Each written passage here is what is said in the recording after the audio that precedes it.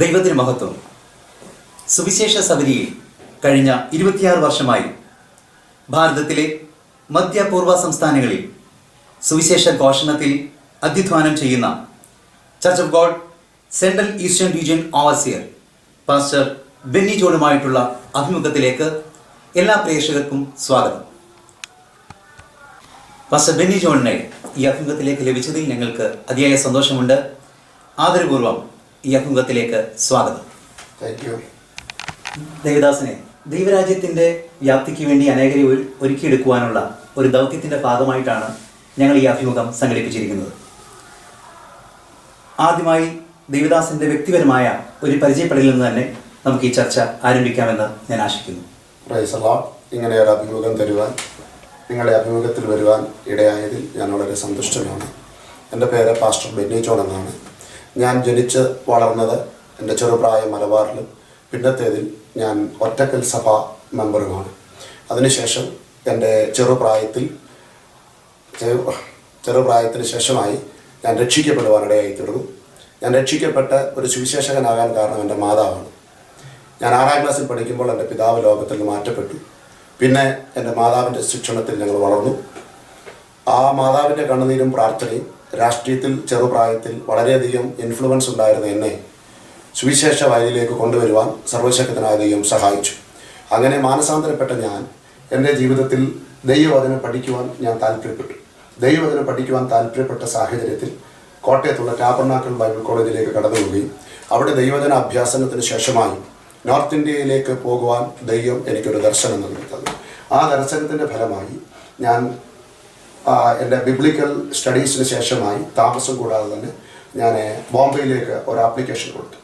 അവിടെ ഒരു ചെറിയ ടൈം ഇടയ്ക്കുണ്ടായിരുന്നുകൊണ്ട് ഞാൻ ഗുജറാത്തിൽ നിന്ന് എൻ്റെ ശുശ്രൂഷ ആരംഭിക്കപ്പെട്ടു. അങ്ങനെ 1991 മുതൽ നോർത്ത് ഇന്ത്യയിൽ ശുശ്രൂഷയോടുള്ള ബന്ധത്തിൽ വ്യാപൃതനാകുവാനും 92 ഞാൻ വിവാഹിതനായി. ഷേർലി ബെന്നിയാണ് എൻ്റെ വൈഫ്. എനിക്ക് 2 മക്കളുണ്ട്. എൻ്റെ മോൻ എബിൻ ബെന്നി ജോൺ, അദ്ദേഹം ഒരു നല്ല ഡ്രമ്മിസ്റ്റും നന്നായി പാടുകയും ചെയ്യും. അദ്ദേഹം ഇപ്പോൾ BSc ഹോസ്പിറ്റാലിറ്റി മാനേജ്മെൻറ്റ് ചെയ്യുന്നു. മോള് ഗ്രേസ് ബെന്നി ജോൺ, അവൾ BSc നേഴ്സിങ്ങിന് പഠിച്ചുകൊണ്ടിരിക്കുന്നു. ഇതാണ് വ്യക്തിപരമായി എന്നെക്കുറിച്ച്, എൻ്റെ ഫാമിലിയെക്കുറിച്ച് പറയാനുള്ള കാരണം. പാസ്റ്റർ ചർച്ച് ഓഫ് ഗോഡിൻ്റെ സെൻട്രൽ ഈസ്റ്റേൺ റീജിയൻ്റെ ചുമതലയെടുത്ത് ഓവർസിയറായി പ്രവർത്തിച്ചുകൊണ്ടിരിക്കുകയാണ്. ഞങ്ങൾക്ക് അറിയുവാൻ ആഗ്രഹമുണ്ട് ഈ സെൻട്രൽ ഈസ്റ്റേൺ റീജിയനെക്കുറിച്ചും അവിടുത്തെ പ്രവർത്തനങ്ങളെക്കുറിച്ചും. ഒന്ന് വ്യക്തമാക്കാമോ? തീർച്ചയായും. സെൻട്രൽ ഈസ്റ്റേൺ റീജിയൻ എന്ന് പറയുന്നത് ഇന്നേക്ക് 23 വർഷം മുമ്പ് തുടങ്ങപ്പെട്ട ഒരു റീജിയനാണ്. അന്ന് 60 സഭകളുമായി ഈ റീജിയൻ ആരംഭിക്കപ്പെട്ടു. ആ സമയത്ത് റെവറൻഡ് KM തങ്കച്ചൻ പാസ്റ്റർ ആയിരുന്നു ഞങ്ങളുടെ ഓവർസിയർ. ഇന്ന് തങ്കച്ചൻ പാസ്റ്റർ ഈ വർഷം 2016 ജൂൺ മാസം 16-ാം തീയതിയോടുകൂടെ താൻ ആ സ്ഥാനത്ത് നിന്ന് സ്റ്റെപ്പ് ഡൗൺ ചെയ്യുകയും 2016 ജൂൺ മാസം 17-ാം തീയതി മുതലാണ് ഞാൻ ആ റീജിയൻ്റെ ഓവർസിയറായി തീരുവാനിടയായിട്ടുള്ളത്. ഇന്ന് church of God in India central eastern റീജിയന് 13 സംസ്ഥാനങ്ങളിലായിട്ട് ചിതറിക്കിടക്കുന്ന 22 ഭാഷക്കാരുടെയും, അത് ഗോത്രങ്ങളുണ്ട്, അതിനകത്ത് സ്റ്റേറ്റുകളുണ്ട്. ഈ 13 സ്റ്റേറ്റുകൾക്കകത്ത് 22 വ്യത്യസ്ത ഭാഷ സംസാരിക്കുന്ന പാസ്റ്റേഴ്സാണ് ഞങ്ങളുടെ കൂടെ നിന്ന് വർക്ക് ചെയ്യുന്നത്. 22 ഭാഷകളിലുമുള്ള ആരാധന church of God in India central eastern റീജിയനിലുണ്ട്. സെൻട്രൽ ഈസ്റ്റേൺ റീജിയൻ എന്ന് പറയുന്നത് ഇന്ത്യയുടെ മധ്യപൂർവ്വ പ്രദേശങ്ങളാണ്. ചൈനയുടെ ബോർഡർ, ബംഗ്ലാദേശിൻ്റെ ബോർഡർ, നേപ്പാളിൻ്റെ ബോർഡർ, ഭൂട്ടാൻ്റെ ബോർഡർ, ഇതെല്ലാമായിട്ട് ഇന്ത്യ പങ്കിടുന്ന ആ പ്രദേശങ്ങളും അവിടുന്ന് താഴോട്ട് വരുമ്പോൾ നമുക്ക് പ്രവർത്തനങ്ങളുള്ള Manipur, Tripura, Assam, Sikkim, West Bengal, Orissa, Jharkhand, part of UP, part of MP, part of Andhra Pradesh തുടങ്ങിയ പ്രദേശങ്ങൾ, ആൻഡമാൻസ് ഉൾപ്പെടെ തുടങ്ങിയ 13 സംസ്ഥാനങ്ങളാണ് നമുക്ക് ഉള്ളത്. ഇതിനകത്ത് സ്റ്റേറ്റ് ബേസിസിലുള്ള കുറേ ലാംഗ്വേജുകളും അതിനകത്ത് കൂടുതലായി വരപ്പെടുന്ന ട്രൈബൽസ് ഉണ്ട്. ട്രൈബൽ ലാംഗ്വേജുകളിൽ വ്യത്യസ്ത ലാംഗ്വേജുകളുണ്ട്. മുണ്ടാരി, കിസാനി, സാദിരി, കുയി തുടങ്ങിയ വ്യത്യസ്ത ഭാഷ സംസാരിക്കുന്ന ഒറീസയിലുള്ള കുറേ ആളുകൾ. ഈ പ്രവർത്തനങ്ങളെ ഒരുമിച്ച് ക്രോഡീകരിച്ചുകൊണ്ട് പോവുക എന്ന് പറയുന്നത് വളരെ ബുദ്ധിമുട്ടുള്ളൊരു വസ്തുതയാണ്. കാരണം ഒരു സ്റ്റേറ്റിൽ നിന്നും മറ്റൊരു സ്റ്റേറ്റിലേക്ക് എത്തുകയും അവിടുന്ന് മറ്റൊരു സ്റ്റേറ്റിലേക്ക് ചെല്ലുമ്പോൾ അവരുടെ വ്യത്യസ്തങ്ങളാകുന്ന ആചാര രീതികൾ ഇവയെല്ലാം ഒരുമിച്ച് സുവിശേഷത്തിന് വേണ്ടി ഒരുമിച്ച് നിന്ന് പ്രവർത്തിക്കുമ്പോൾ സുവിശേഷ വേലയിൽ ഒരു വലിയ വ്യാപ്തി നമുക്കുണ്ട്. ഇന്ന് ഞങ്ങൾ സെൻട്രൽ ഈസ്റ്റേൺ റീജിയനിൽ ചെയ്യുന്നത്, നമ്മൾക്ക് പ്രധാനമായി കൽക്കട്ട കേന്ദ്രീകരിച്ച് നിൽക്കുന്ന ഹെഡ് ക്വാർട്ടറും കൽക്കട്ടയിൽ നമുക്കുള്ള ഒരു എലീറ്റ് ബൈബിൾ സ്കൂളുമുണ്ട്. എന്നാൽ ത്രിപുരയിൽ എബനേസർ ചർച്ചിൻ്റെ സപ്പോർട്ടോടുകൂടി ചെയ്യുന്ന ഒരു ഇവാഞ്ചലിസ്റ്റിക് ട്രെയിനിങ് സെൻറ്റർ നമുക്കുണ്ട്. ഈ വരുന്ന നാളുകളിൽ ജനുവരി മാസം മുതൽ നമ്മൾ അടുത്ത ഒരു ബൈബിൾ സ്കൂളിലൂടെ ട്രെയിനിങ് സെൻറ്ററിന് വേണ്ടി ഉത്തർപ്രദേശിൽ ആരംഭിക്കുന്നു. ദോഹ ചർച്ചിൻ്റെ സപ്പോർട്ടോടുകൂടിയാണ് ഞങ്ങൾ ആ പ്രവർത്തനങ്ങൾ ചെയ്യുന്നത്. ഞങ്ങളുടെ റീജിയനിലെ ഏറ്റവും വലിയ വിഷയം എന്ന് പറയുന്നത് 99 ചർച്ചസിനെയും നമ്മൾ ഫൈനാൻഷ്യലായിട്ട് സപ്പോർട്ട് ചെയ്യേണ്ടതായിട്ടുണ്ട്. ഒരു 4.5 lakhs rupees എവറി മന്ത് നമ്മുടെ റീജിയൻ്റെ പ്രവർത്തനങ്ങൾക്ക് നമുക്ക് ആവശ്യം. മലയാളി സപ്പോർട്ട് ഇല്ലാത്ത മലയാളി ചർച്ച് എന്ന് പറയുന്നത് വളരെ ചുരുക്കിയ ചർച്ചുകൾ മാത്രമേ ഉള്ളൂ. വിശേഷാൽ ഒരു 9 ചർച്ചുകളിൽ മാത്രമേ മലയാളി പ്രസൻസ് ഉള്ളൂ. അതിനകത്ത് മേജറായി നിൽക്കുന്നത് കൽക്കട്ട ചർച്ചും ബിലായി ചർച്ചും റൂർക്കല ചർച്ചും. ബാക്കി എല്ലായിടങ്ങളിലും മലയാളികൾ വളരെ ചുരുക്കം മാത്രമേ ഉള്ളൂ. അതാത് ലാംഗ്വേജിൽപ്പെട്ട ആളുകളാണ് എല്ലായിടങ്ങളിലും ദൈവസന്നിധിയിൽ വരികയും കർത്താവിനെ ആരാധിക്കുകയും ചെയ്യുന്നത്. ഞങ്ങളുടെ കൂടെ വർക്ക് ചെയ്യുന്ന 11 പാസ്റ്റേഴ്സിനെ ഒഴിച്ച് ബാക്കി എല്ലാ പാസ്റ്റേഴ്സും വ്യത്യസ്ത ഭാഷകളിലോ ഗോത്രങ്ങളിലോ പെട്ട ദൈവദാസന്മാരാണ്. അതാത് ഗോത്രങ്ങളിൽ നിന്ന് വരപ്പെട്ടവർ, അതാത് ഭാഷകളിൽ നിന്ന് വരപ്പെട്ടവർ അവരവരുടെ ജനസമൂഹത്തിൻ്റെ നടുവിൽ സുവിശേഷ ഘോഷണത്തിലായിരിക്കുമ്പോൾ ഞങ്ങൾക്ക് അവിടെയുള്ള ഞങ്ങളുടെ overseer, evangelism director, district pastors ചേർന്ന് അവരെ ശുശ്രൂഷയിൽ ഞങ്ങൾ ഭാഗവാക്കാകുന്നു. ആളാമ്പ്രതി വേലയ്ക്കും ഭവന സന്ദർശനങ്ങൾക്കും പരസ്യ യോഗങ്ങൾക്കും ഫിലിം പ്രദർശനങ്ങളിലും ചെറിയ ചെറിയ മിനി ക്രൂസുകളിലും കൂടെ ഒരു ഗ്രാസ് റൂട്ട് ലെവൽ വർക്കാണ് ഞങ്ങൾ അവിടെ ചെയ്യുന്നത്. അതാണ് ഗ്രാസ് റൂട്ട് ലെവൽ വർക്ക് എന്ന് പറയുമ്പോൾ പലയിടങ്ങളിലും വേലയില്ലാത്തടത്ത് നമ്മൾ ആദ്യം മുതൽ പോയി വർക്ക് ചെയ്ത് അവിടെ ഡെവലപ്പ് ചെയ്ത് വരുന്നു. രണ്ട്, നമുക്ക് ആ പ്രദേശങ്ങളിൽ ഈ ഗ്രാസ് റൂട്ട് ലെവലിലുള്ള വർക്ക് ചെയ്യുമ്പോൾ തന്നെ ആ ഭാഷകളിൽ ഉള്ളവരെ നമുക്ക് അവിടെ കിട്ടി അവരെ ശുശ്രൂഷകനാക്കുക എന്ന് പറയുന്ന വലിയൊരു ദൗത്യം. ആ ഒരു വ്യക്തി അവിടെ ആക്കുന്നത് വരെ നമുക്ക് അവിടെ നിന്ന് സർവൈവ് ചെയ്തുകൊണ്ടുപോകാൻ ബുദ്ധിമുട്ടുണ്ട്. പിന്നെ രണ്ടാമത്തെ വസ്തുത, മലയാളികളായ ദൈവദാസന്മാർ, സമർപ്പണമുള്ള ദൈവദാസന്മാരുടെ ഇന്ത്യയുടെ പൂർവ്വ പ്രദേശങ്ങളിലേക്ക് വരുന്നത് വളരെ കുറവാണ്. അങ്ങനെയുള്ള സാഹചര്യത്തിൽ ഈ ഒരു ഇൻ്റർവ്യൂവിൽ എനിക്ക് ഈ സന്ദേശം കേൾക്കുന്ന കാണുന്ന പ്രിയ മലയാളികളായ യുവാക്കന്മാരോട് എനിക്ക് ഓർപ്പിക്കാനുള്ളത്, ക്രിസ്തുവിൻ്റെ വേല നിമിത്തമായി നോർത്ത് ഇന്ത്യയുടെ ഭാഗങ്ങളിലേക്ക് വരുവാൻ താല്പര്യപ്പെടുന്നവരെ ഞങ്ങൾ വളരെ ആത്മാർത്ഥമായി അവിടേക്ക് സ്വാഗതം ചെയ്യുകയും, രണ്ട്, ഭൗതികമായി ഞങ്ങളുടെ ആവശ്യങ്ങളുടെ മേൽ പ്രവർത്തിപ്പാൻ താല്പര്യപ്പെടുന്ന സഭകളെയും വക്കുടികളെയും മിഷൻ പ്രവർത്തനങ്ങൾക്ക് ഭാഗവാക്കാകുവാനും സുവിശേഷ വേലയുടെ വ്യാപ്തിക്കായി ഭൗതികമായി കൈ അയച്ച് സഹായിക്കുവാനും ഞങ്ങൾ സ്വാഗതം ചെയ്യുന്നു. വ്യക്തിപരമായി എനിക്കുള്ള ചില ബന്ധങ്ങൾ സുവിശേഷ വേലയിൽ ഭൗതികമായി സഹായിക്കുന്ന ചിലരെ ഞാൻ ഓർക്കുന്നു. ഞാൻ ആരുടെയും പേരെടുക്കുന്നില്ല. അത് ആണ് ഈ നാളുകളിൽ ഞങ്ങൾക്കുള്ള ഒരു സപ്പോർട്ട് എന്ന് പറയുന്നത്. പെർമനൻ്റായിട്ട് ഞങ്ങൾക്കുള്ള സപ്പോർട്ട് വളരെ കുറവാണ്. എന്നാൽ ഈ ദൗത്യത്തിന് ഞങ്ങളെ സഹായിക്കുന്ന എല്ലാവരെയും ഞാൻ ഈ ഒരു നിമിഷം ഓർക്കുകയും കർത്താവിന് സ്തോത്രം ചെയ്യുകയും ചെയ്യുന്നു. ഞങ്ങളുടെ കൂടെ നിൽക്കുന്ന എല്ലാ ദൈവദാസന്മാർക്കും സുവിശേഷ ദർശനം പ്രാപിച്ചവരും അവർ അതനുസരിച്ച് സുവിശേഷ വേലയിൽ പ്രയോജനപ്പെടുകയും ചെയ്യുന്നവരായതുകൊണ്ട് നമുക്ക് വരുന്ന ആളുകളിൽ മധ്യപൂർവ്വ ദേശങ്ങളിലെ സുവിശേഷ വേല ഒരു വലിയ ദൗത്യമായി ഏറ്റെടുത്തുകൊണ്ട് പോകുന്നു. സഭകൾ ഇരട്ടിപ്പിക്കാൻ കർത്താവിൽ ശരണപ്പെടുന്നു. അതിന് 2 ടീമുകൾ എടുക്കാൻ ആഗ്രഹിക്കുന്നുണ്ട്. ഒന്ന് ഈസ്റ്റേൺ ഏറുകളിലും 2 ബംഗാളിനും ജാർഖണ്ഡിനുമായി ഒരു ടീമിനെ എടുത്ത് ആ ടീമിൽ കൂടെ പ്രവർത്തനങ്ങൾ ചെയ്യാൻ ഞങ്ങൾ ആഗ്രഹിക്കുന്നു. ഇതാണ് സെൻട്രൽ ഈസ്റ്റേൺ റീജിയൻ. ഈ കാലഘട്ടത്തിൽ അനേകർ സുവിശേഷീകരണ ദൗത്യം ഏറ്റെടുക്കുമ്പോൾ തന്നെ പലരും കേരളത്തിൽ പോലെയുള്ള ചെറിയ സംസ്ഥാനത്തിലേക്ക് ഒതുങ്ങി സുവിശേഷീകരണ പ്രവർത്തനത്തിൽ ഏർപ്പെടുവാനാണ് അധികം ആളുകളും ആഗ്രഹിക്കുന്നത്. എന്തുകൊണ്ടാണ് ദൈവദാസന് വടക്കേ ഇന്ത്യ ഒരു സുവിശേഷീകരണ ദൗത്യമായി ഏറ്റെടുക്കുവാനുണ്ടായ കാരണവും അതിനുള്ള സാഹചര്യങ്ങളും ഒന്ന് വ്യക്തമാക്കിയാൽ നന്നായിരുന്നു. അതിന് ഒരു പ്രധാന കാരണം ഞാൻ പഠിച്ച ബൈബിൾ കോളേജ് തന്നെയാണ്. കാരണം സുവിശേഷ വേലയെക്കുറിച്ചുള്ള ദർശനം പ്രാപിച്ച ഞങ്ങൾ ദൈവത്തിനെ പഠിക്കുവാൻ കടന്നുപോയ സ്ഥലങ്ങളിൽ ആ കോളേജിൽ നിന്നും ഞങ്ങൾക്ക് എല്ലാ വർഷവും കേരളത്തിൻ്റെ പല ഭാഗങ്ങളിൽ, അതായത് മലബാർ തുടങ്ങിയ സ്ഥലങ്ങളിലും തമിഴ്നാട്ടിലും കർണാടകയിലും സുവിശേഷ ദൗത്യമായി ഞങ്ങളെ അയക്കപ്പെട്ടിരുന്നു. ഞങ്ങളുടെ ടീച്ചേഴ്സ് ഞങ്ങൾക്കതിന് വേണ്ടുന്ന പ്രോത്സാഹനം തന്നു. നോർത്ത് ഇന്ത്യൻ മിഷണറിമാർ ഞങ്ങളുടെ ബൈബിൾ കോളേജിൽ കടന്നു വരികയും നോർത്ത് ഇന്ത്യയിലെ സുവിശേഷ വേലയുടെ ആവശ്യകതയെക്കുറിച്ച് അവർ ഞങ്ങളോട് സംസാരിക്കുകയും ചെയ്തപ്പോൾ നശിച്ചു പോകുന്ന ആത്മാക്കളെ ക്രിസ്തുവിലേക്ക് കൊണ്ടുവരുവാൻ നോർത്ത് ഇന്ത്യയിലേക്ക് പോകുവാൻ ദൈവത്തോട് പ്രാർത്ഥിച്ചു. അങ്ങനെ നശിക്കുന്ന ജീവിതങ്ങളെക്കുറിച്ചുള്ള ഒരു ആത്മഭാരമാണ് നോർത്ത് ഇന്ത്യ എന്ന ഒരു വസ്തുത എൻ്റെ ഉള്ളിൽ ലഭ്യമാകാനിടയായത്. അങ്ങനെയാണ് നോർത്ത് ഇന്ത്യയിൽ പോകാനൊരു തീരുമാനമെടുത്തത്. ഈ നോർത്ത് ഇന്ത്യൻ പ്രവർത്തനങ്ങളിൽ വ്യാപൃതനായിരിക്കുന്ന ഒരു വ്യക്തി എന്ന നിലയിൽ അവിടുത്തെ പ്രവർത്തനങ്ങളെക്കുറിച്ച് ഒരു ചെറിയ വിവരണം നൽകുവാൻ കഴിയുമോ? കഴിയും. നോർത്ത് ഇന്ത്യയിൽ ഞാൻ ആദ്യം ഗുജറാത്തിൽ നിന്നാണ് എൻ്റെ ശുശ്രൂഷ ആരംഭിക്കാനിടയായത്. ഞാൻ നോർത്ത് ഇന്ത്യയിലേക്ക് പുറപ്പെടുമ്പോൾ എനിക്ക് മലയാള ഭാഷ മാത്രമേ അറിയുള്ളായിരുന്നു, മറ്റു ഭാഷകളൊന്നും അറിയില്ലായിരുന്നു. എന്നാൽ നോർത്ത് ഇന്ത്യയിൽ പോകുമ്പോൾ ഞാൻ ദൈവത്തോട് ഇങ്ങനെ പ്രാർത്ഥിച്ചു, കർത്താവെ, ഞാൻ നോർത്ത് ഇന്ത്യയിൽ പോയി മലയാളികളുടെ ഇടയിലുള്ള ഒരു ശുശ്രൂഷയല്ല, വ്യത്യസ്തമായി നോർത്ത് ഇന്ത്യൻസിൻ്റെ ഇടയിലുള്ള ഒരു സുവിശേഷ ദൗത്യം എനിക്ക് ചെയ്യാൻ ഭാഷ ആവശ്യമാണ്. ഞാൻ ദൈവത്തോട് പ്രാർത്ഥിച്ചു. അങ്ങനെ ഞാൻ ഗുജറാത്തിൽ നിന്നും ആരംഭിക്കപ്പെട്ട ശേഷം മഹാരാഷ്ട്രയ്ക്ക് ശേഷം മധ്യപ്രദേശിന് ശേഷം ഒറീസയ്ക്ക് ശേഷം വെസ്റ്റ് ബംഗാൾ, ഇങ്ങനെ ഈ സംസ്ഥാനങ്ങളിലെല്ലാം സഭാപരിപാലനത്തിലിരിക്കുകയും അപ്പോൾ തന്നെ നോർത്ത് ഇന്ത്യയുടെ ഒട്ടനവധി സംസ്ഥാനങ്ങളിൽ ഒട്ടനവധി ഭാഷക്കാരുടെയും സുവിശേഷവുമായി കടന്നു പോകുവാൻ എനിക്ക് ദൈവം അവസരം നൽകി തന്നു. നോർത്ത് ഇന്ത്യൻ സുവിശേഷീകരണം കേരള സുവിശേഷീകരണത്തിൽ നിന്നും വളരെ വ്യത്യസ്തമാണ്. കേരളം ഇന്ന് നിൽക്കുന്ന നിലവാരത്തിൽ നിന്നും 50 വർഷം പിന്നിലുള്ള ഒരു ചരിത്രം കേരളത്തിലുള്ള സഭകൾക്കുണ്ട്. അന്നുണ്ടായിരുന്ന ഒരു ആത്മീക ഭൗതിക നിലവാരമാണ് നോർത്ത് ഇന്ത്യയിൽ നിന്നുള്ളത്.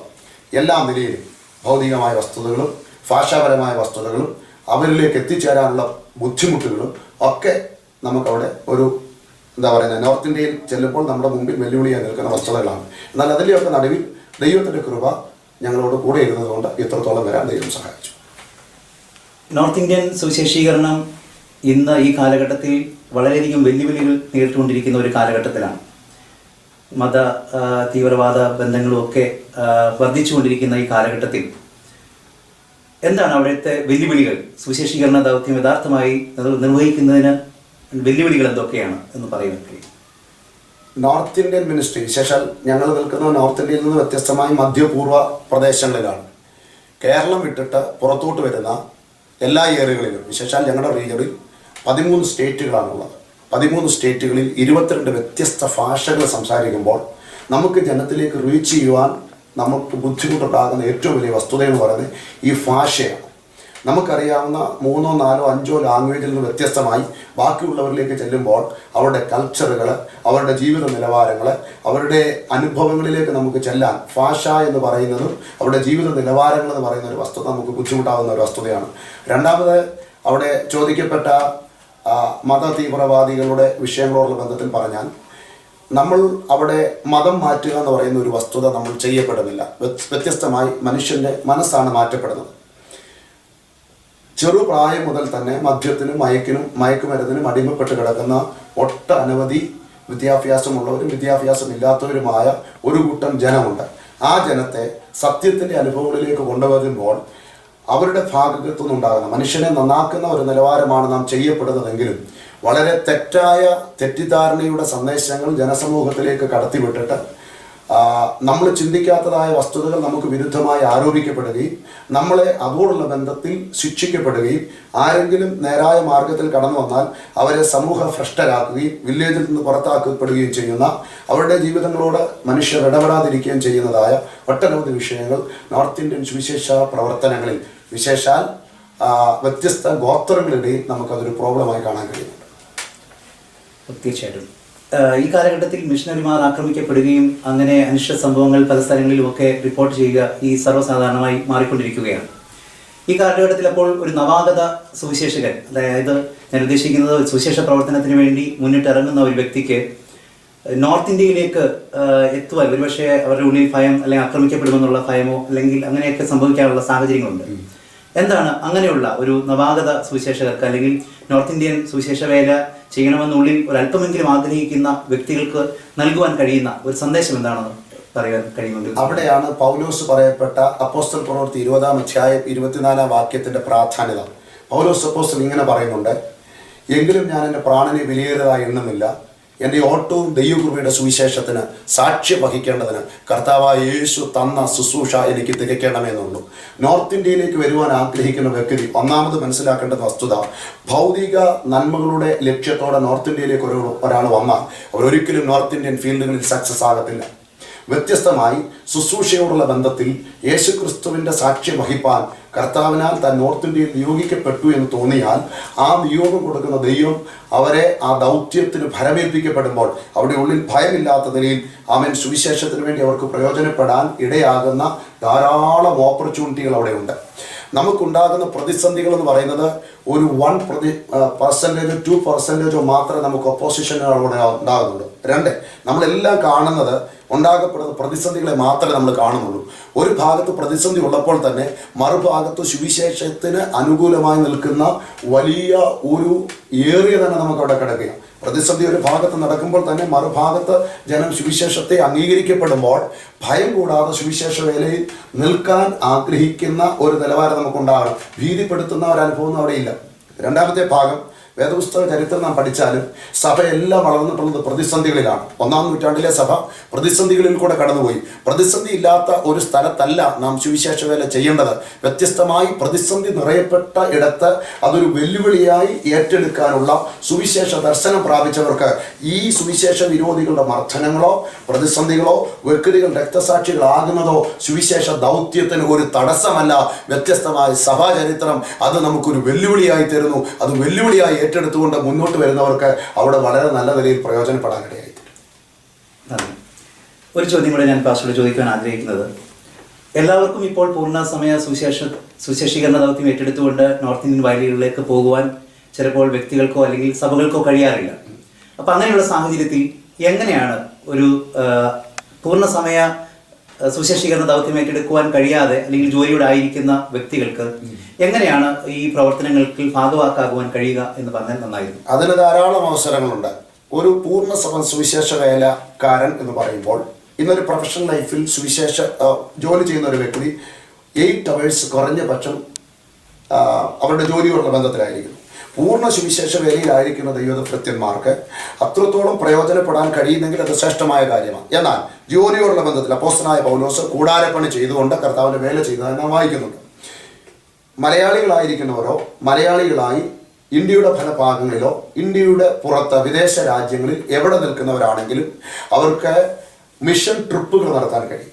ആ മിഷൻ ട്രിപ്പുകൾ നടത്തപ്പെടുന്ന സാഹചര്യത്തിൽ നോർത്ത് ഇന്ത്യയുടെ വില്ലേജുകളിൽ അവർക്ക് ആ നോർത്ത് ഇന്ത്യയിൽ വേല ചെയ്യുന്ന ദൈവദാസന്മാരോട് ചേർന്ന് വില്ലേജുകൾ വിസിറ്റ് ചെയ്യുവാനും മീറ്റിങ്ങുകൾ ക്രമീകരിക്കുവാനും അവിടെ നടക്കുന്ന സുവിശേഷ ദൗത്യത്തിൽ അവർക്ക് വ്യക്തിപരമായി വന്ന് ഭാഗവാക്കാകാനുള്ള ഒരു നല്ല സുവർണ അവസരം അവിടെ ധാരാളം ഒരുക്കുകയും പലരും അങ്ങനെ വന്നതിനകത്ത് ഭാഗവാക്കാകുകയും ചെയ്യാനിടയാകുന്നുണ്ട്. 1. രണ്ടാമത്തെ വസ്തുത, നമുക്ക് പോയി അറിയിക്കാൻ കഴിയാത്ത സാഹചര്യത്തിൽ അവിടെ വേല ചെയ്യുന്ന ദൈവഭൃത്യന്മാരെ നമുക്ക് ലഭ്യമാകുന്ന ഭൗതിക നന്മകൾ കൊണ്ട് അവിടുത്തെ വേലകളെ നമുക്ക് സഹായിക്കാൻ കഴിയുന്നുണ്ട്. 3-ാമത്തെ വസ്തുത, നമുക്ക് പ്രാർത്ഥനയോടുള്ള ബന്ധത്തിൽ അതിൻ്റെ പിന്നിൽ നല്ലൊരു കൈത്താങ്ങൽ കൊടുക്കുവാനും ഒരു ഫോൺ വിളിച്ച് ഞങ്ങൾ പ്രാർത്ഥിക്കുന്നുണ്ട് എന്ന് പറയുന്ന ഒരു ഒരു അവർക്കൊരു പിൻബലം കൊടുക്കുന്ന നിലയിൽ നമുക്ക് ആ നിലയിൽ പ്രയോജനപ്പെടാൻ കഴിയും. വ്യക്തിപരമായി വന്ന് സമയം വേർതിട്ട് ചെയ്യാൻ കഴിയുന്നുണ്ട്, നമുക്കതിനു വേണ്ടി അയക്കാൻ കഴിയുന്നുണ്ട്, ചിലവാക്കാൻ കഴിയുന്നുണ്ട്. ഇതെല്ലാം ഈ നിലകളിലെല്ലാം നമുക്ക് സുവിശേഷ വേലയിൽ ഭാഗവാക്കാകാൻ അവസരം ലഭിക്കും. ഒരു കാര്യം കൂടി ഞാൻ ചോദിച്ചോട്ടെ പാസ്റ്റർ, അനേക ആളുകൾ ഇന്ന് ജോലിയൊക്കെ ചെയ്ത് ഒരു വാർദ്ധക്യ, അതായത് അവരുടെ ഒരു യൗവനമെല്ലാം കഴിഞ്ഞ് ജീവിതത്തിൻ്റെ ഒരു അവസാന സാഹചര്യങ്ങളിലെ ജോലിയെല്ലാം ഉപേക്ഷിച്ച് വരുന്ന ഒരു സാഹചര്യത്തിൽ സുവിശേഷ വേലയിലേക്ക് പോകുന്ന ചില സാഹചര്യങ്ങൾ നമ്മൾ കാണാറുണ്ട്. എന്താണ് പാസ്റ്ററുടെ ഒരു സൈഡിൽ അത് നല്ലതാണ്. ഞാൻ ചോദിക്കുന്നത് കുറച്ചും കൂടെ യുവജനത്തിന്റെ ആ ഒരു തിളപ്പിൽ തന്നെ ഇതിലേക്ക് നയിക്കപ്പെടേണ്ട ഒരു സാഹചര്യത്തെക്കുറിച്ച് എങ്ങനെ പാസ്റ്റർ നോക്കിക്കാണുന്നു? യുവജനങ്ങളോടുള്ള ഒരു മെസ്സേജ് എന്താണെന്ന് ഞാൻ ചോദിക്കുന്നത്. സുവിശേഷ വേലയിൽ കർത്താവായ യേശു തൻ്റെ 33.5 വയസ്സിലാണ് തൻ്റെ രക്തം നമുക്ക് വേണ്ടി ഊറ്റിത്തന്നത്. ഒരു മനുഷ്യൻ്റെ ജീവിതത്തിലെ ഏറ്റവും ശ്രേഷ്ഠമായ ഭാഗമെന്ന് പറയുന്നത് അവരുടെ യൗവനകാലമാണ്. ഈ യൗവനകാലത്തുള്ള ചുറുചുറുക്കും എവിടെയും പോകാനുള്ള മനോധൈര്യവും ഇച്ഛാശക്തിയും മനുഷ്യനിലുള്ള കാലഘട്ടങ്ങളിൽ സുവിശേഷ വേലയ്ക്ക് വേണ്ടി വിളി പ്രാപിക്കപ്പെട്ടവൻ ആ ദൗത്യത്തിന് വേണ്ടി ചെറുപ്രായത്തിൽ തന്നെ അല്ലെങ്കിൽ അവിടെ ജോലിയോടുള്ള ബന്ധത്തിൽ ഇരിക്കുന്ന സാഹചര്യത്തിൽ സുവിശേഷ വേല ചെയ്യണമെന്നുള്ളൊരു താല്പര്യവും ദൈവിക ദർശനവും പ്രാപിക്കുന്നെങ്കിൽ അവിടെ ആ ദൗത്യം അല്ലെങ്കിൽ ആ ജോലി രാജിവെച്ചിട്ട് പൂർണ്ണ സുവിശേഷ വേലയ്ക്ക് വേണ്ടി വിളിക്കപ്പെട്ടവർ അപ്പോൾ തന്നെ അതിനുവേണ്ടി ഇറങ്ങിത്തിരിക്കുന്നതാണ് ഏറ്റവും നല്ലതായൊരു വസ്തുത. നമ്മുടെ ജീവിതത്തിൽ സമ്പാദിക്കാവുന്നതും ചെയ്യാവുന്നതും എല്ലാം നാം ചെയ്തു തീർത്ത ശേഷം ഒരു 60-ാം വയസ്സിൽ നാം ഒരു സുവിശേഷ വേലയുടെ ഭാഗവാക്കായി പോകുമ്പോൾ നമുക്ക് സുവിശേഷ ദൗത്യത്തിൽ കൊടുക്കാൻ കഴിയുന്നതിനെക്കാട്ടിലും കൂടുതൽ സമയം നമ്മുടെ നമ്മളൊരു സെറ്റപ്പ് ചെയ്ത ശേഷമാണ് പോകുന്നത്. സുവിശേഷ വേലയ്ക്ക് പോകുമ്പോൾ നാം നമ്മുടെ സെറ്റപ്പ് ചെയ്യേണ്ട, നമ്മുടെ സെറ്റപ്പ് ദൈവം തമ്പുരാൻ ചെയ്യുന്നുണ്ട്. അപ്പോൾ സെറ്റപ്പ് ചെയ്ത ശേഷം പോകുന്ന നമുക്കൊരു പരിധി വരെ അവർക്ക് പ്രയോജനപ്പെടാൻ കഴിയും. എന്നാൽ പൂർണ്ണമായി പറയുമ്പോൾ നമ്മളെല്ലാം സേഫായി നമ്മളൊരു സേഫ് സോണിൽ നിന്നുകൊണ്ട് ചെയ്യാൻ ആഗ്രഹിക്കുന്നു. ആ സേഫ് സോണിൽ നിന്ന് ചെയ്യുന്നതിനേക്കാൾ ഉപരി നമ്മുടെ ജോലി രാജിവെച്ചിട്ട് നമ്മൾ പഠിക്കുന്ന സാഹചര്യത്തിൽ ആ മേഖലകളിൽ നിന്ന് സുവിശേഷ വേലയിലേക്ക് വരുമ്പോൾ അതിൻ്റെ പ്രയോജനം വളരെ വ്യത്യസ്തമായിരിക്കും. അപ്പോൾ ഏറ്റവും ബെസ്റ്റ് ഒരു റിട്ടയർമെൻറ്റിന് ശേഷമുള്ള ഒരു എൻഗേജ്മെൻ്റ് അല്ല സുവിശേഷ വേല എന്ന് പറയുന്നത്. വ്യത്യസ്തമായി ആരോഗ്യവും ബലവുമുള്ള സമയത്ത് സുവിശേഷ വേലയിൽ വ്യാപൃതരാകുമ്പോൾ അതാണ് ഒന്നുകൂടെ അത്യുത്തമം എന്ന് പറയുന്നത്. മറ്റേത് ഉത്തമമാകാം, എന്നാൽ ഇത് അത്യുത്തമം എന്ന് പറയാൻ കഴിയും. ഓക്കെ, നമ്മുടെ അന്ത്യ കാലഘട്ടത്തിലേക്ക് എത്തപ്പെട്ടുകൊണ്ടിരിക്കുകയാണ്. ലോക സംഭവങ്ങൾ നമുക്ക് ചുറ്റിലും നോക്കുമ്പോഴെല്ലാം നമുക്കത് വ്യക്തമായി മനസ്സിലാക്കുന്ന ഒരു കാര്യമാണ്. ലോകം അതിൻ്റെ അന്ത്യത്തിലേക്ക് നീങ്ങിക്കൊണ്ടിരിക്കുകയാണ്. ഒരു വിശ്വാസിയെ കുറിച്ച് അവൻ്റെ ദൗത്യം പൊതുവിലാണ് ഞാൻ ചോദിക്കുന്നത്. എന്താണ് ഈ അന്ത്യകാലഘട്ടത്തിൽ ഒരു വിശ്വാസിയിൽ ഏൽപ്പിച്ചിരിക്കുന്ന ദൗത്യം, എന്ത്, അവൻ്റെ ദർശനം എങ്ങനെയായിരിക്കണം എന്നുള്ളതിനെക്കുറിച്ച് പൊതുവിൽ ഒരു അഭിപ്രായം പാസ്റ്ററിന് അറിയാൻ ആഗ്രഹിക്കുന്നു.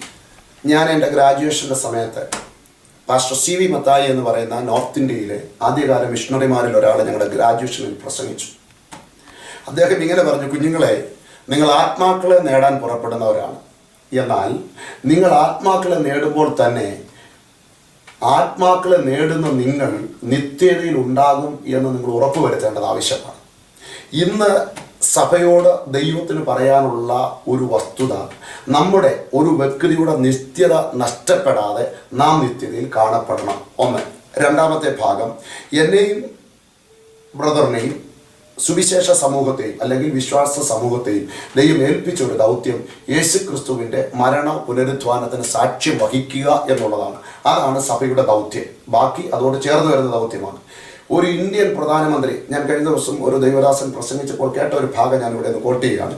ഒരു ഇന്ത്യൻ പ്രധാനമന്ത്രിയായി നിൽക്കുന്ന കാൻഡിഡേറ്റ്സിനെ 1, 2, 3 മാസം കൊണ്ട് ഇന്ത്യയുടെ എല്ലാ കോണിലും ആ കാൻഡിഡേറ്റ്സിനെ എത്തിക്കുന്നു, പരിചയപ്പെടുത്തുന്നു.